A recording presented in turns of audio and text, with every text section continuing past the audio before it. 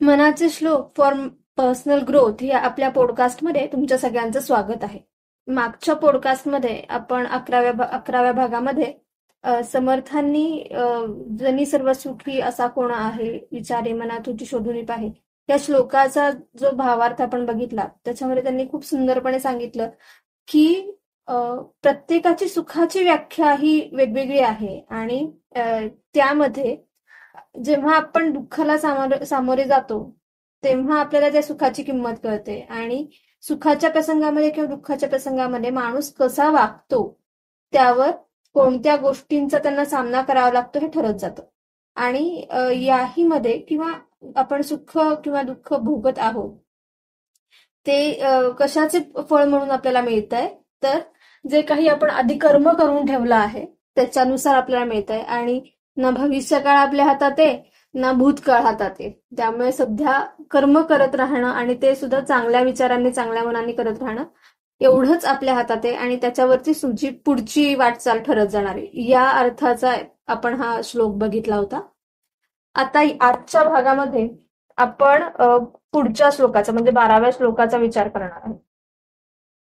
श्लोक असा आहे, मना मानसी दुःख आणू नको रे, मना सर्वथा शोक चिंता नको रे, विवेके देह बुद्धी सांडून द्यावी, विदेहीपणे मुक्ती भोगीत जावी.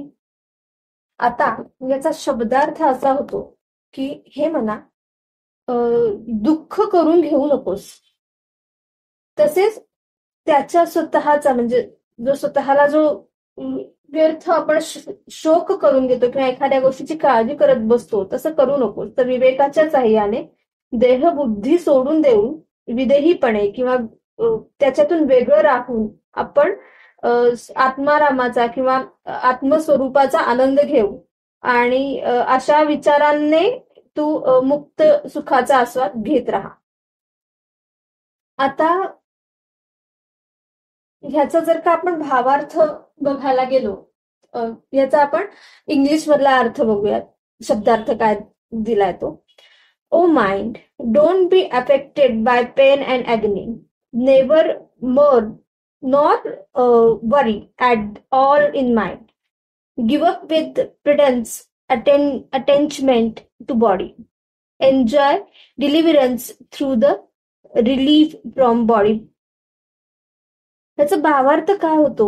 आता खूप म्हणलं तर थोडंसं शब्दांचं अवघड होऊन जातं असं वाटतं. पण खरंच बघा, आता आपल्या समोर कितीतरी अशी उदाहरणं आपल्याला बघायला मिळतात की युद्ध चालू आहे किंवा युद्ध प्रसंगाचे तणाव आहे, त्याच्यामुळे जनजीवन विस्कळीत होतंय आणि तरी सुद्धा आपण ते तटस्थपणाने बघू शकतोय का, की ही जी काही आहेत ही आपल्या कर्मांची फळं आहेत. हे आपण मागच्या श्लोकात बघितलं. पण आता जेव्हा आपल्याला त्याचं दुःख वाटतं की हा बाबा माझं काहीतरी माझ्या हातातनं हरवलं किंवा मी एखाद्या गोष्टीवरती नाही विजय मिळवू शकलो किंवा एखादी गोष्ट माझ्या हातातून निसटून गेली, ह्याचं आपल्याला दुःख होतं. पण त्या दुःखामागची कारणं आपण किती वेळा शोधायचा प्रयत्न करतो किंवा आपल्या स्वतःला एखाद्या शरीराला आजार झाला किंवा एखादं लागलं, दुखलं, खुपलं, तर आपण ते देहापुरतं मर्यादित ठेवून म्हणजे आता मला लागलंय मान्य आहे, तर मी त्याचा किती गाजावाजा करतोय किंवा किती माझा त्याचा बोंगा करतोय की नाही नाही बघा ना, मला किती लागलं, मला कसं चालताच येत नाही. म्हणजे त्याला मराठीमध्ये म्हणतात राईचा पर्वत करणं. म्हणजे असं छोटसच गोष्ट काहीतरी, पण त्याचं एवढा मोठा फुगवून सांगायचं की लोकांना असं वाटतं की अरे बापरे केवढं काय काय झालंय. आणि मग म्हणजे थोडक्यात काय की एखादी गोष्ट आपल्याला होणं आणि त्याच्यावरनं आपण ती मनाने किती धरून ठेवतो किंवा मनाने आपण ती किती फुलवतो, ह्या दोन्हीमध्ये आपल्याला कॉन्ट्राडिक्टरी दिसतंय का, की आपलं वागणं तसं होतंय का, हे आपण एकदा बघू शकतो का, ह्याचा आपण विचार करणं गरजेचं आहे का. आता अगदी अगदी साधं उदाहरण बघा बरं का, की जेव्हा एखादं मूल खेळत असतं, हा सगळ्या मित्रांबरोबर खेळतंय, ते पडलं, पडल्यावरती जोपर्यंत आपल्याकडे कोणी बघत नाहीये ना, असं त्याला दिसतं की हा बाबा आई बाबा बघत नाहीये किंवा कोणी काहीच बघत नाहीये, तर ते रडतही नाही. ते उठतं, हातपाय झटकतं आणि पुन्हा खेळायला लागतं. पण ज्या क्षणी त्याच्या असं लक्षात येतं की अरे बापरे, आपल्या आईबाबांनी बघितलंय, त्या क्षणी ते भोकाड बसतं. आणि मोठ्यांनी भोकाड बसतं की मला केवढं लागलं, मी काय करू, आणि मला दुखतच आहे, माझं पोटच दुखतंय, माझं हेच होतंय, माझं हमकाना होतंय, माझं तमकाना होतंय. म्हणजे जेव्हा आपल्याला अटेन्शन मिळावं आपल्यावरती असं वाटतं, तेव्हा आपण आपल्याला असणाऱ्या गोष्टींचा कांगावा करतोय का? अगदी ह्याच्यावरनं तुम्हाला काही आता मागच्या एपिसोड किंवा मागच्या महिन्यामध्ये झालेल्या गोष्टींचा रेफरन्स लागत असेल बघा, की आपण काही चुकी केली नाही असं दाखवून जेव्हा सीमेपलीकडून हल्ले होत आहेत आणि त्याचा कांगावा काय केला जातोय, की नाही नाही आम्ही काहीच केलं नाही, आमची तर लोकच हे झाली, आमची तर तेच झाली.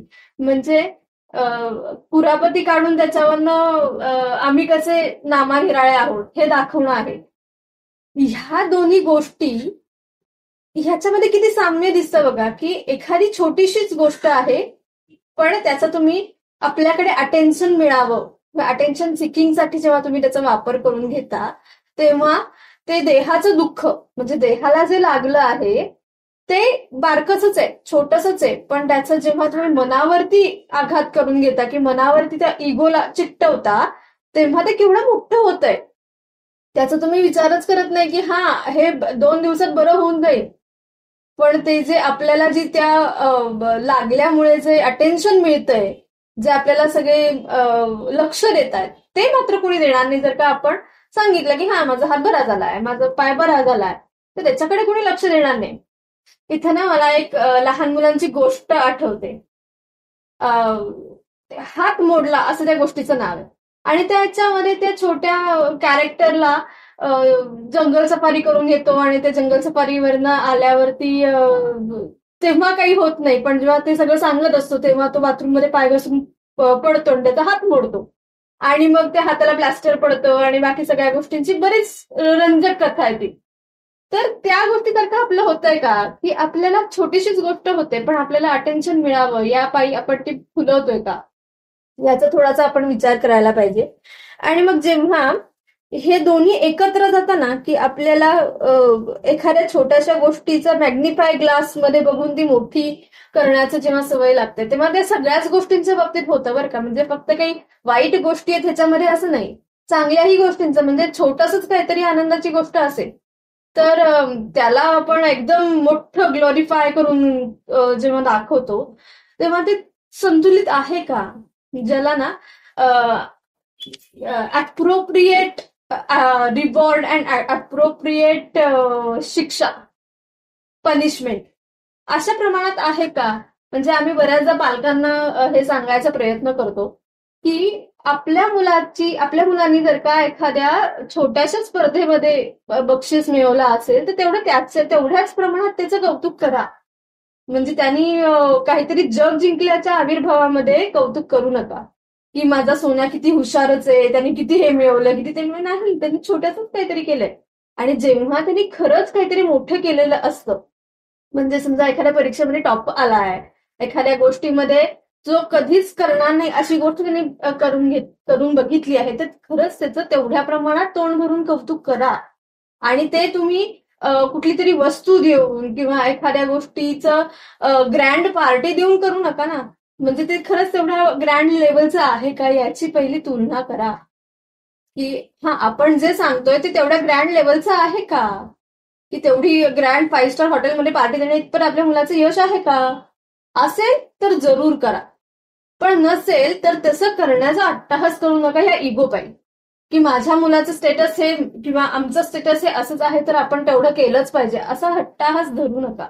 Same with punishment. म्हणजे जर का एखादी छोटीशी गोष्ट फुटली आहे तर त्याच्यातून त्याला शिकणं गरजेचं आहे, की आपल्याला नीट धरून जाणं आवश्यक आहे. पण कुठल्या काळच्या गोष्टी ज्या त्यांनी आधी कधीतरी करून ठेवल्या आहेत ते गोळा करून, की तुझं कसं नेहमीच चुकतं आणि तुझं कसं सदैव चुकाच करत राहतोय, हा पाढा वाचायच्या ऐवजी तुझं काय चुकलं बाबा नेमकं, कुठं करायला पाहिजे, आता पुढच्या वेळेस तू काय कर. म्हणजे समजा जर का जाताना तुझ्या हातातनं 4 वर्षाचं मुलं आहे, 5 वर्षाचं मुलं आहे, जाताना त्याच्या हातातनं कब्बची किंवा काय चमचा पडला, प्लेट पडली, सांडलं, काय उत्तर आपण देऊ शकतो. त्याच्यावरती शिक्षा काय असू शकते की तुझं तुझं आता आवरायचं, तिथलं पुसायचं आणि बेसिनमध्ये प्लेट नेऊन ठेवायची आणि पुन्हा असं करणार नाही ह्याची काळजी घ्यायची. का तू कसा वेंधळाचेस, तू कसा तर प्रत्येक वेळी त्रासच देतोस, तू माझं कामच वाढवतोस, ही पट्टी वाचायची. हे आपल्या हातात आहे. ह्यानी काय परिणाम होत असेल विचार करा बघू. त्या मुलाला किती प्रमाणात कळतंय की आपलं काय चुकलंय. किंवा दुसराही परिणाम असा होऊ शकतो की त्याला असं वाटतं की मी एवढीशी गोष्ट केली म्हणजे केवढी भयानक गोष्ट केली. म्हणजे आपण कळत न कळत एखाद्याला हरभऱ्याच्या झाडावर चढवतोय, आपल्याच मुलांना, दुसऱ्यांना नाही बरं का, आपल्याच मुलांना हरभऱ्याच्या झाडावर चढवतोय का, किंवा आपल्याच शब्दांनी, आपल्याच वागणुकीतून त्याचा पूर्ण सेल्फ, त्याचं अस्तित्व खच्चीकरण करावं, त्याचं मन खच्चीकरण करावं एवढे शब्द वापरतोय का. आपण ह्या दोन्ही गोष्टीला आहे केलेल्या ऍक्शन स्वरूपामध्ये रिवॉर्ड किंवा पनिशमेंट देऊ शकतो का, आणि देऊ शकत नसू तर त्याची आपल्याला प्रॅक्टिस करायची गरज आहे का. मग ते स्वतःपासून सुरू करून आपल्या मुलांपर्यंत, आपल्या कोवर्कर्स पर्यंत, आपल्या घरातल्या फॅमिली मेंबर्स पर्यंत आपण नेऊ शकतो का, याचाही विचार करायची गरज आहे. आता बघा हा, यांनी काय होईल बरं. हा, मनी मानसी दुःख आणू नको रे, ह्याने दुःखाचं प्रमाण किती होईल असं विचार करा बघू. की जेवढं काम आहे एखादी गोष्टीबद्दल दुःख वाटणं, याचं जर का आपण 1 ते 10 मध्ये रेट करायचं झालं, तर जर का माझं दुःख 1 रेटिंग वरती आहे तर त्याचं मी एक्सप्रेशन 10 रेटिंग वरती करतोय का हे आपल्याला समजणं सोपं जाईल. आणि जर का आपण तसं करत असू तर ते आपल्याला रेग्युलेट करणंही सोपं जाईल. आणि सेम विथ आनंद असेल, उत्साह असेल, ते सगळ्या पॉझिटिव्ह भावनांच्या बाबतीत, पण इथे स्पेसिफिकली दुःखाच्या बाबतीत म्हणलंय. आणि त्याची चिंता करत राहणं. आता ह्याच्यामध्ये दुःख आणि दुसरी एक गोष्ट आहे चिंता. आता तुम्ही बघितलं तर चिंता आणि चिता याच्यामध्ये फक्त एका अनुस्वाराचा फरक पडतो बरं का.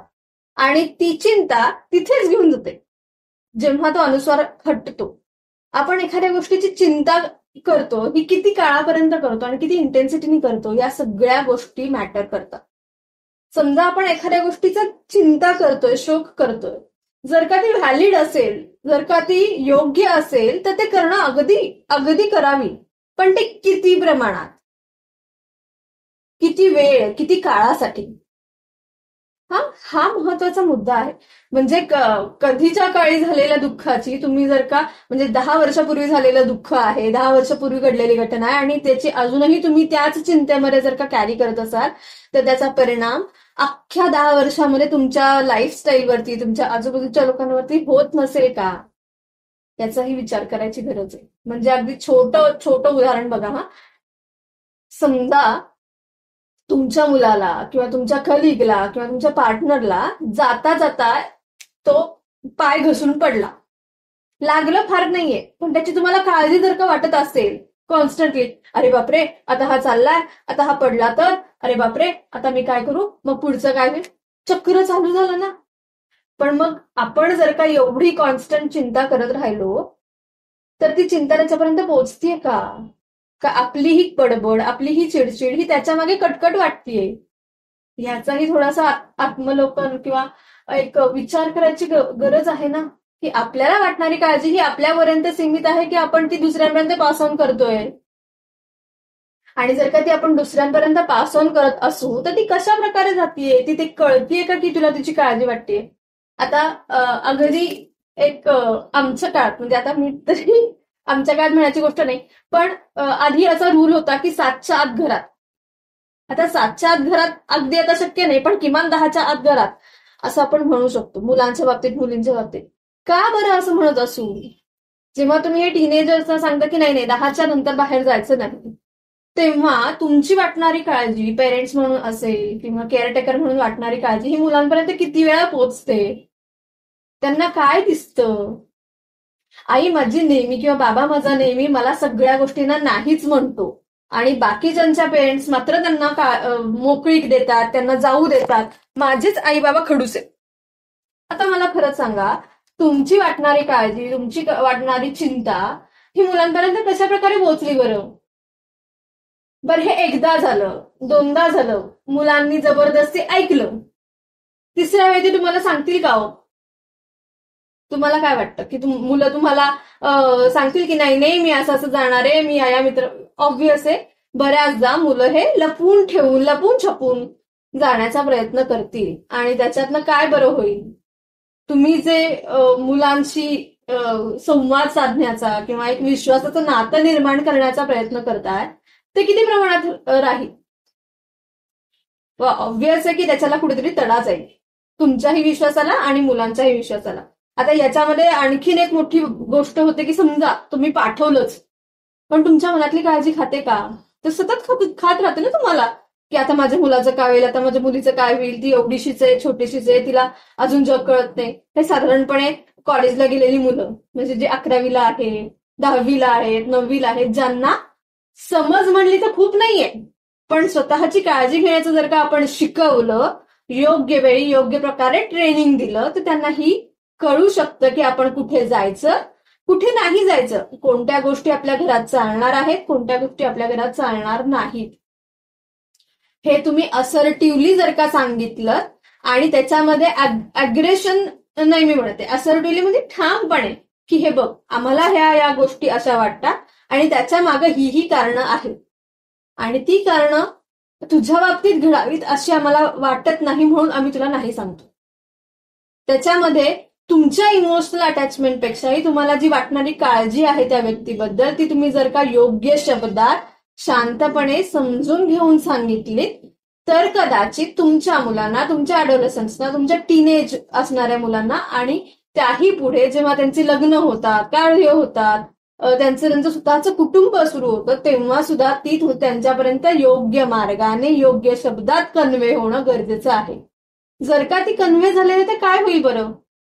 जशी मुलं टीनेजमध्ये एंटर होतात तशी त्यांच्यामध्ये ऑलरेडी एक गॅप तयार व्हायला सुरुवात झालेली असते किंवा आई बाबा नको, त्याच्यापेक्षा मित्रमैत्रिणी जास्त चांगले, ही वाटायला सुरुवात झालेली असते. आणि जर का हा संवाद आपण नीट साधू शकलो नाही, माइंडफुली साधू शकलो नाही, तर ही गॅप वाढतच जाणार आहे ना. आणि मग अगदी आयत्या वेळी जेव्हा एखादी गोष्ट टोकाला गेल्यावरती ती सांधणं, ती बांधणं किती अवघड होऊन बसतं हे तुम्हालाही माहिती आणि आपण त्याची बरीचशी उदाहरणंही बघितली. तर मला असं वाटतं की ह्याची सुरुवात अगदी लहान वयापासून जेव्हा मुलाला कळायला लागतं, म्हणजे आता 5वीत जाणं असेल, पहिलीत जाणं असेल किंवा मूल जेव्हा सोशलाइज व्हायला लागतं तेव्हा आपल्याला ह्या गोष्टी सांगणं गरजेचं आहे की नाही, या गोष्टी नाही चालणार आहेत आणि ह्या गोष्टी चालणार आहेत.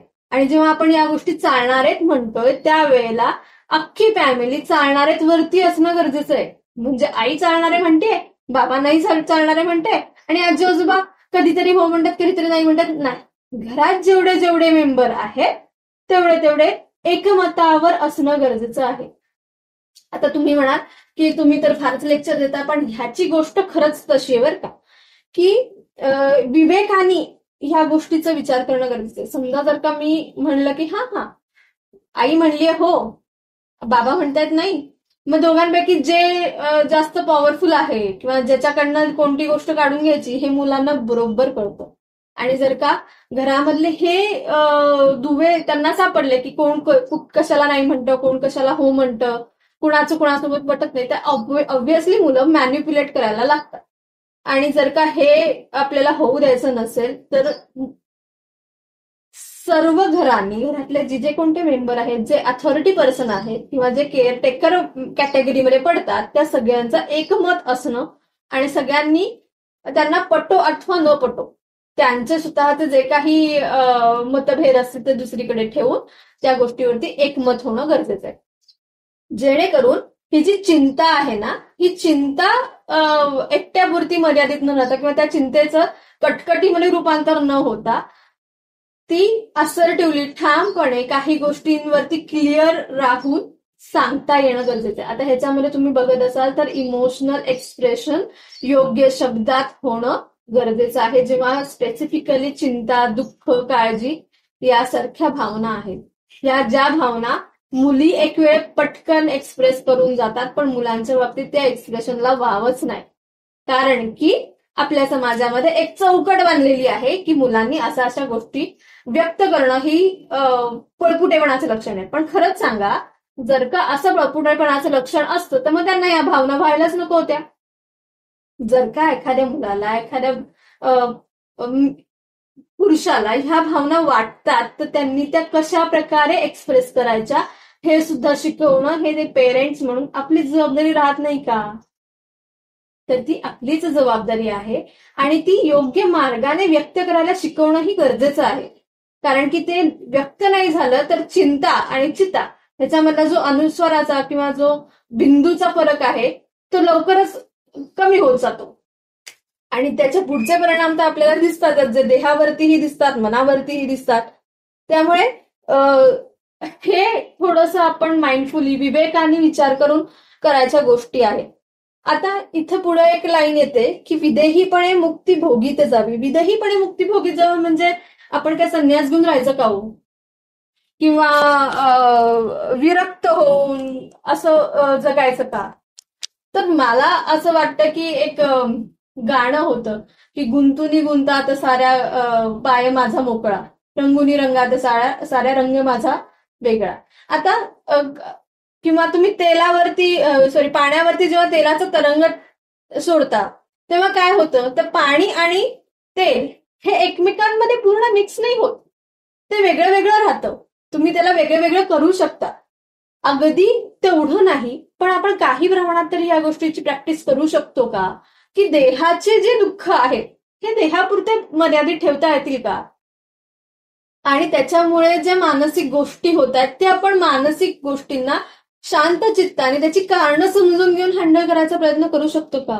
वैसे वरचा म्हणजे जर का मानसिक काही गोष्टी होत आहेत आणि त्या आपल्याला योग्य मार्गाने हँडल करता आल्या तर त्या देहावरती अफेक्ट किती करतील, त्याच्या त्यावेळी जर का आपण त्या सांगून एक्सप्रेस करून मोकळ्या केल्या तर त्याचे देहावरती होणारे परिणाम आपल्याला कमी करता येतील का, ह्याचा आपण शांत चित्ताने विचार करू शकतो का? आणि जर का आपल्याला त्याचे मार्ग माहिती नसतील की जर का मला आनंद, दुःख ह्यासारख्या सकारात्मक किंवा नकारात्मक कुठल्याही भावना कशा प्रकाराने व्यक्त केल्या स्वतःच्या मार्गाने तर त्याचा देहावरती परिणाम होणार नाही किंवा देहाच्या एखाद्या त्रासाचा, दुःखाचा आपल्याला समतोल राखून त्या दुःखाला, त्या पेनला सामोरं जाता येईल का, की जेवढं त्याचं सिव्हिअरिटी आहे तेवढ्याच प्रमाणात ते एक्सप्रेस करता येईल का? आता हा जेव्हा श्लोक मी वाचत होते किंवा त्याचं जेव्हा मनन करत होते तेव्हा मला एक खूप सुंदर उदाहरण डोळ्यासमोर येत होतं.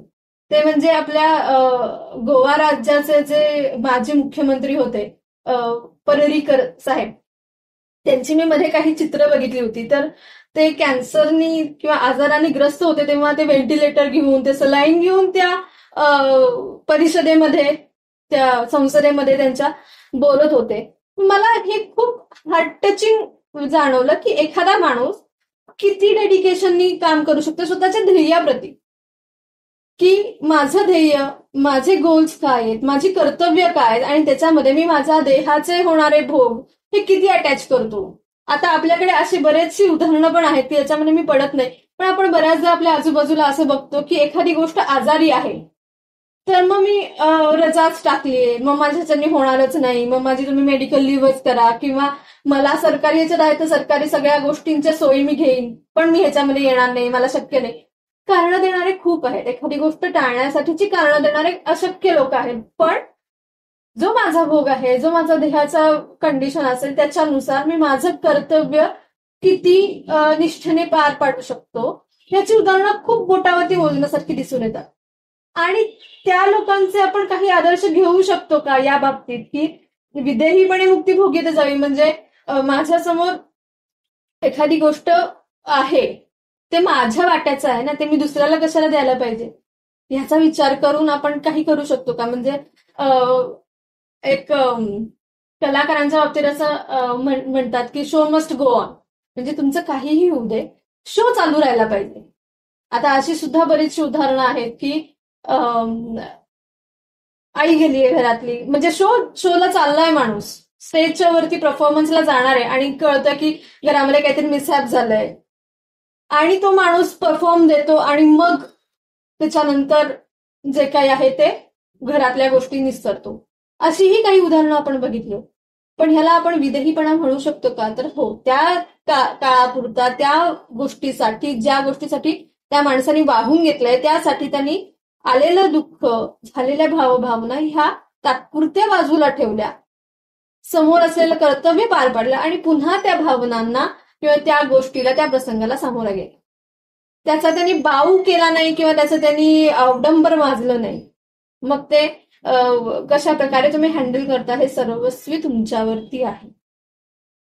आणि हे फक्त ही मुक्ती म्हणजे काय असतं, तर एखाद्या गोष्टीला समर्पण होऊन किंवा एखाद्या गोष्टीला तुम्ही पूर्णपणे न्याय देण्याच्या साठी जेव्हा काम करता किंवा समर्पण वृत्तीने एखादी गोष्ट पूर्ण करण्याचा प्रयत्न करता, त्यालाच आपण मुक्ती म्हणू शकतो. की बाकीचे सगळे व्यवधान आहेत ज्याच्यामध्ये तुम्हाला राग येतो, लोभ येतो, एखाद्या गोष्टीचं आकर्षण वाटतं, एखाद्या गोष्टीची साठी जेलसी वाटते, त्या भावभावना आणि त्याच्यातून निर्माण होणारी जी काही दुःख आहे, म्हणजे त्यातून ज्या कोणत्या गोष्टी आपल्या पदरात पडतात, त्या सगळ्या गोष्टी असतील, ह्यांना बाजूला ठेवून त्यांना एका विशिष्ट लेवलवरती हा आहेस, ठीक आहे, आत्तापुरतं राहा, मला माझी कामं करायची आहेत, नंतर आपण बघू, असं काही करता येईल का?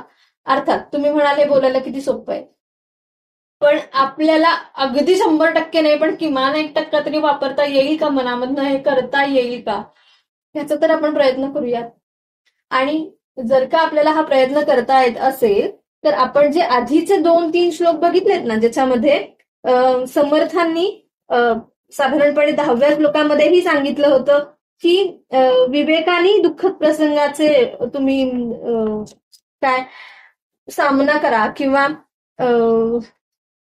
एक याच्यामध्ये आहे कुठल्या साधारणपणे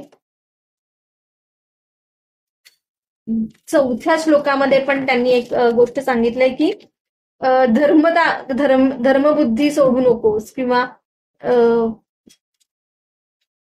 5व्या श्लोकामध्ये सांगितले की नीती सोडू नकोस.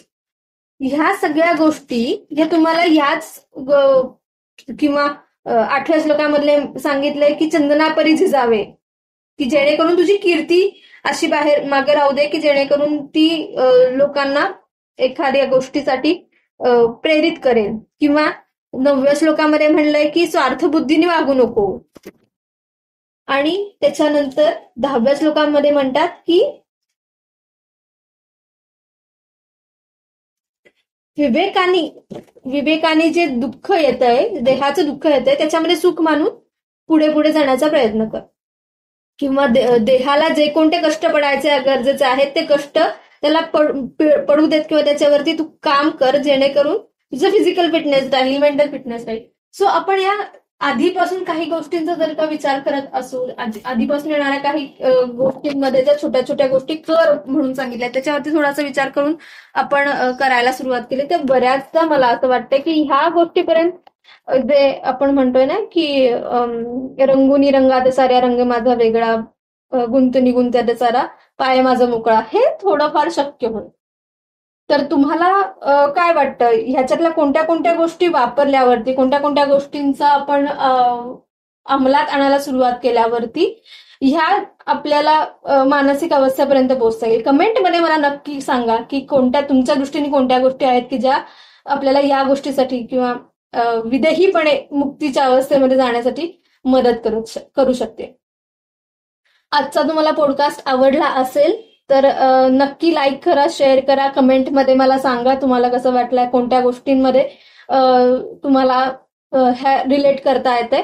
आणि लाईक, शेअर आणि सबस्क्राईब करायला विसरू नका. आता भेटू पुढच्या भागामध्ये. तोपर्यंत जय जय रघुवीर समर्थ.